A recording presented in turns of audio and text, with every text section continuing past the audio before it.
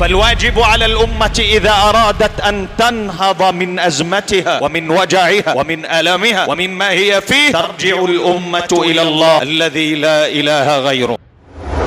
فيترك قاطع الصلاة قطع الصلاة، ويترك المشرك الشرك، ويترك العاق لوالديه عقوق الوالدين، ويترك المؤذي لجيرانه أذية الجيران، ويترك المشاهد للأفلام مشاهدة الأفلام، ويترك الناس الذنوب والمعاصي ويعودون إلى الباري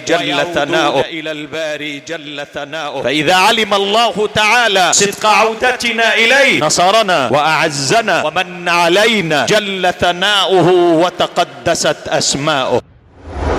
أما ونحن على ما نحن عليه فسنبقى كما يقول القائل محلك سر، فسنسير في دائرة نحوم حول أنفسنا دون أن نجد فرجا، لأننا لم نرفع بصدق أكف الضراعة إلى من بيده النصر سبحانه وتعالى.